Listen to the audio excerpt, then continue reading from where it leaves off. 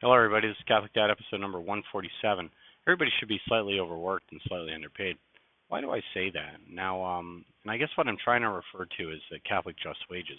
Catholic just wages is essentially arriving at a fair wage for your workers, and heaven cries tears for those who do not pay just wages. Now, here's the deal: when you work for somebody, they pay you money in return for service. Now, if you're slightly overworked and slightly underpaid, that means that you're actually benefiting the employer in the relationship, meaning that you're adding value to the business that you work for. Because if you're overworked and underpaid, it means the difference between the two are your added value to the business. And if you add that value to the business, then the person that employs you, who takes on risk, actually benefits from your employment, and the difference is between how much you produce and how much you get paid.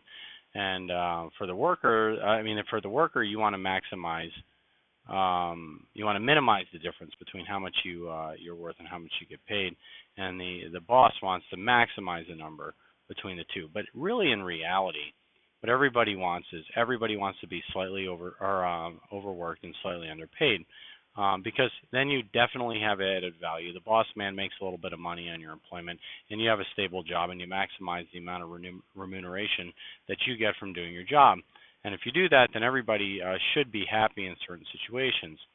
And that's called Catholic just wage theory. Like um, if you have situations where you're grossly overworked and grossly underpaid, that's what we call slavery. It's not good. It makes everybody mad.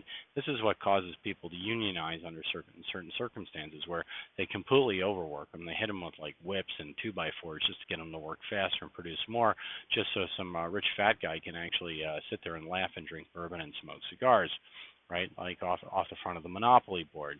But and then the other option is if you actually if you're underworked and overpaid, like if the unions take over and they actually take control of corporations through hard knock negotiations, that's not sustainable either, because then if labor wins too much, then corporations lose, and suddenly there's no added value to the business through the employment of the people that are actually unionized.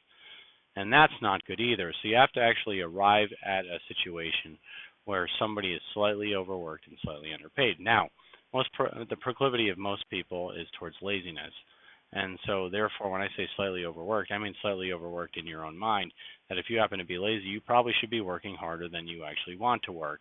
I mean, there are some uber industrious people out there that actually want to work forever, and they work really hard all day long, and they never appear to be overworked. But that's the exception to the rule. Most people are actually slightly lazy. And so I guess that's it. The Catholic just wage theory, it's actually it's something to think about when you're actually going to negotiation, because you want to negotiate a fair price for your labors, but you also don't want to sink the businessman and make him resent you or her resent you for employing you. And so there you go. There you have it. If you want an employment model that's long-term and beneficial to you and also beneficial to the owner of the business, then you're probably going to want to arrive at a situation where you are slightly overworked and slightly underpaid.